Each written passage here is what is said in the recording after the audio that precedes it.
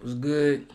It's Low Key 23, and today we got she was the Nuggets #1 fan until things took a turn for the worse.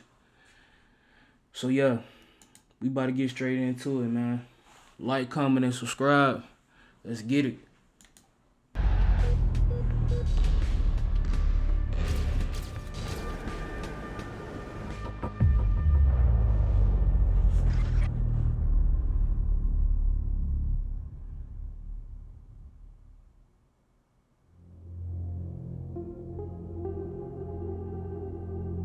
We're going to be taking a look at some NBA moments that you don't see very often. Instances that you'll probably never see happen again for a very long time. Shout out to Just going out on a Cosgrove. limb. Enjoy the video.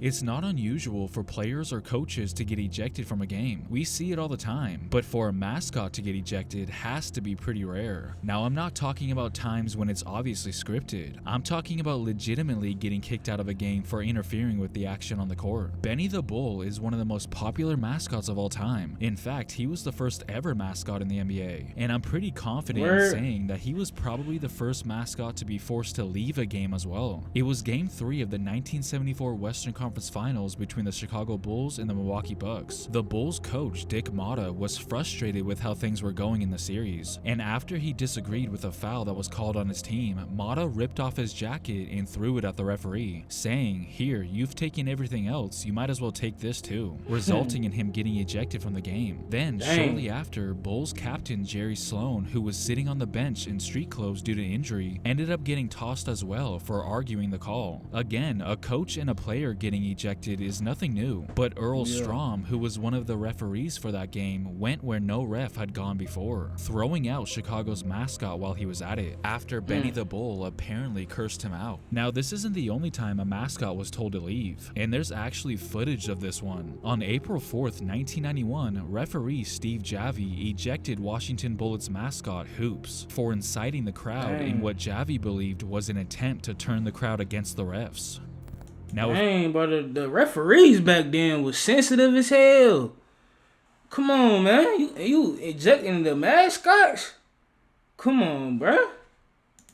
you think ejecting a mascot is unusual, I think ejecting an announcer has it beat. During a game in 1994, Blazers broadcaster Mike Rice got into a sideline argument with, you guessed it, Steve Javie. Blazers Cliff Robinson thought that his shot was goaltended, and apparently so did Rice, leading to a heated exchange between he and Javie. And with Javie previously showing that he wasn't afraid to execute the unimaginable, went ahead and ejected Mike Rice, earning Rice the distinction of being the first and only announcer to ever be thrown out of a game. And seeing how he would behave sometimes, I can't say I'm surprised at all. As that's the first miss.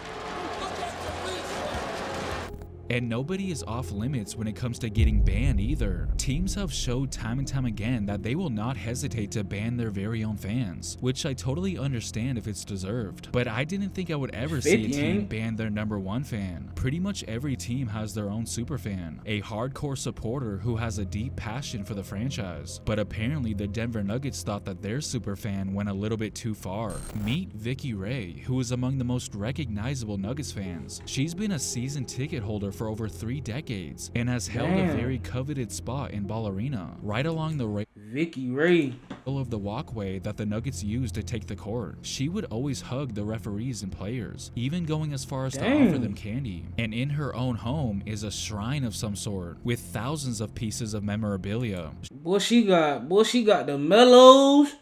Boy, she a Nuggets fan for real, boy.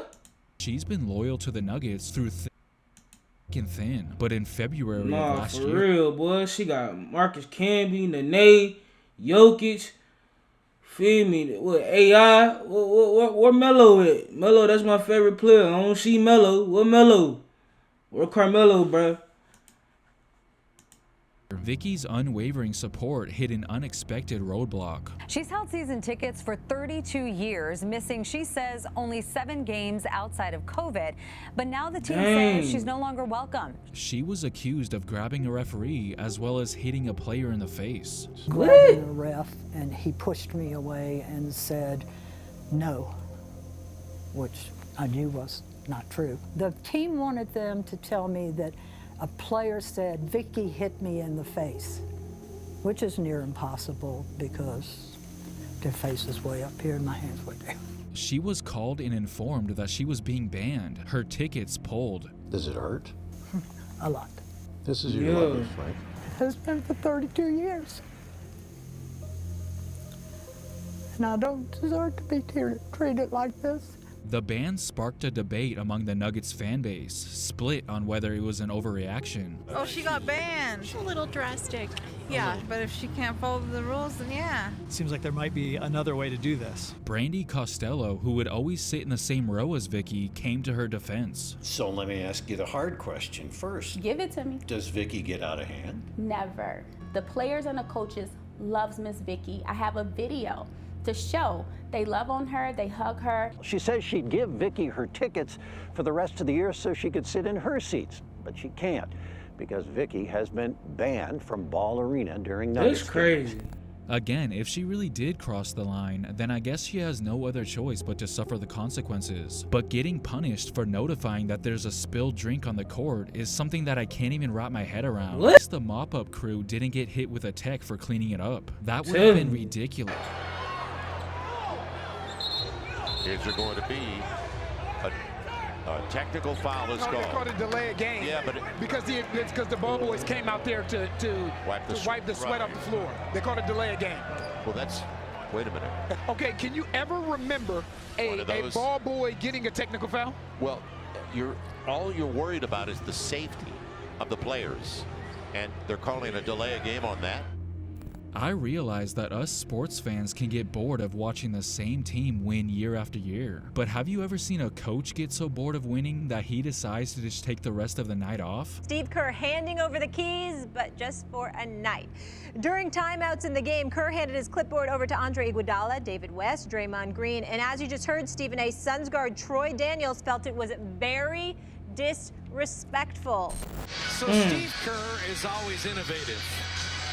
How about letting the players actually run the huddles for this game? I can maybe understand players getting a bit bored after blowing a team out, but to be so dominant to the point where your coach thinks he's not even needed is an embarrassment of riches. Another strange and unconventional way to run your team is having your active players literally take a back seat to your injured players. I don't know if it's just a little tighter in the bench areas because of the configuration, but you have players, active players, sitting behind as if they're in the penalty box. I'm not gonna lie, I was wondering the same thing. I feel like they're sitting behind. I also feel like all the other players that we just showed are scrunched up together. But Reese Beekman looks like he's in a timeout. I never thought I would see a team prioritize individuals who weren't even playing over the ones who actually came to play.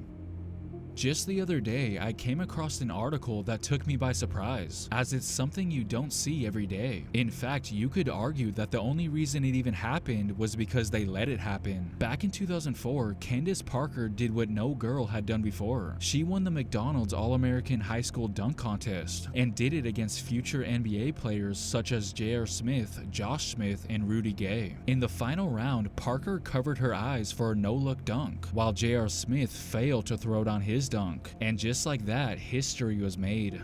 Candace, congratulations on being the first winner ever of the Powerade Jam Fest, the first woman winner. Thank you. Candace, how does it feel? You're the first woman. Feels great. I mean, I'm excited to be here at the McDonald's All-American Games. All right, guys, there she is, the champion. She was the first junior in high school to win the Naismith as a Player of the Year. Now she's the first woman to win the Slam Dunk Contest. Back to you.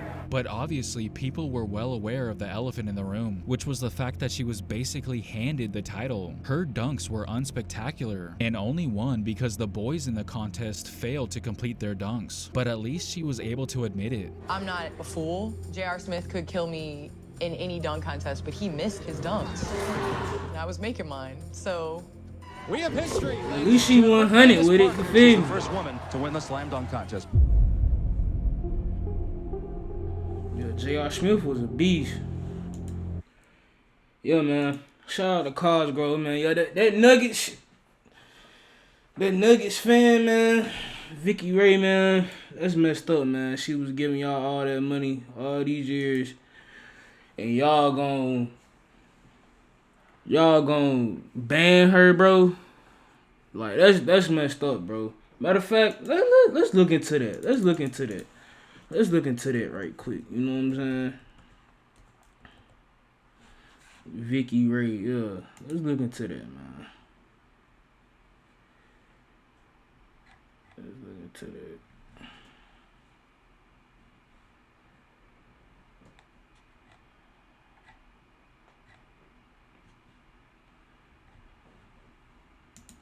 Vicky Ray. Man.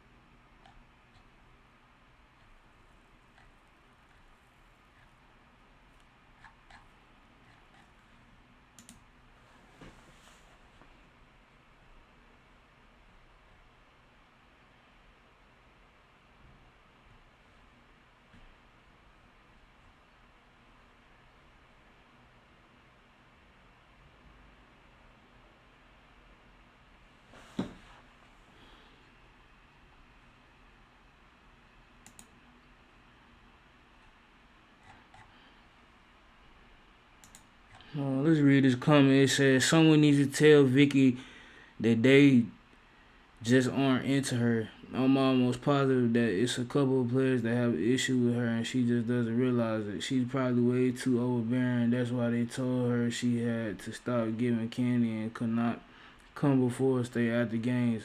I think there's an issue with her relationship with the refs as well. Slipping notes, birthday card, or not can make a player paranoid and or suspicious. What I believe is true, the Nuggets should have been more blunt with Vicky. Tell her that a couple players find her to be too much. As of right now, she thinks the players have her back, which they obviously don't. I think she low key right. I think this comment is low key right. Yeah, I think it's low key right, man.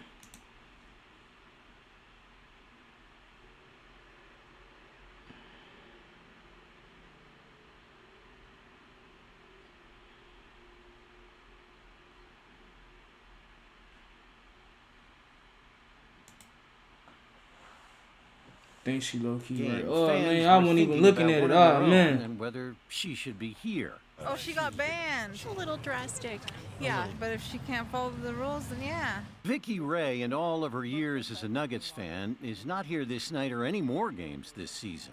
Gonna be an awesome game tonight. Can't wait, yeah. Kirk Quinn loves his team, but wonders. Seems like there might be another way to do this. Brandy Costello thinks so too. We right there. We're the seat 1 and 2. She and her husband split season tickets with friends in the same row with Vicky Ray. So let me ask you the hard question first. Give it to me. Does Vicky get out of hand? Never. She's been a few seats away since 2018. The players and the coaches loves Miss Vicky. I have a video to show. They love on her, they hug her. A video earlier this season with Vicky on the right, greeting and being greeted by players, as well as referees, who don't get a lot of love on the job. Kroenke Sports and Entertainment is now adding to their brief statement about what happened, including specific incidents included unwanted contact with participants. The inappropriate behavior continued even after repeated warnings. Vicky Ray told CBS Colorado she believed her tickets, now removed, could be sold to someone else for more, and offered to apologize if she'd done anything wrong. Brandy has gone from angry to upset.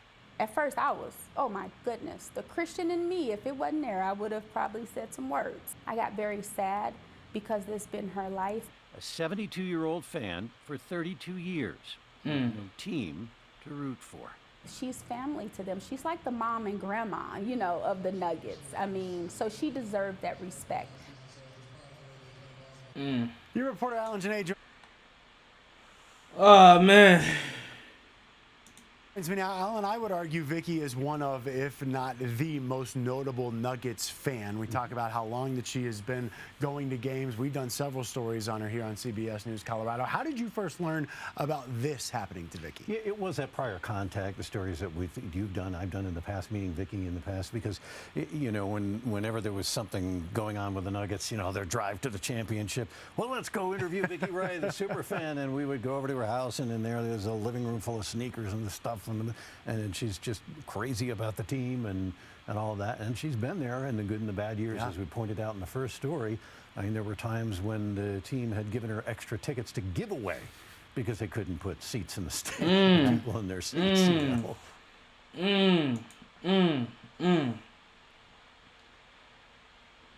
We gonna leave it right there, man. I ain't even gotta look at it no more. So basically, the Nuggets done got Jokic. Won a championship.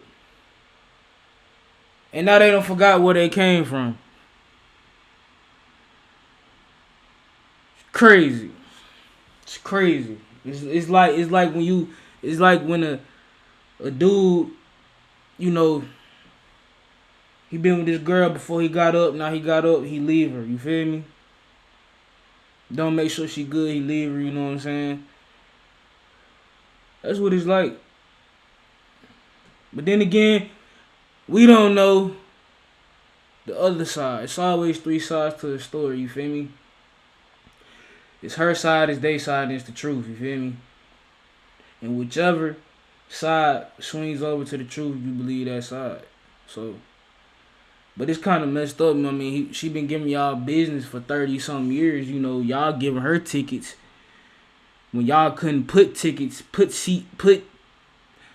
people in seats for some seasons. You know, so that's messed up, man. But I mean, hey, man, that's how it be with these corporations, man. That's how it be, for real. That's how it be, man.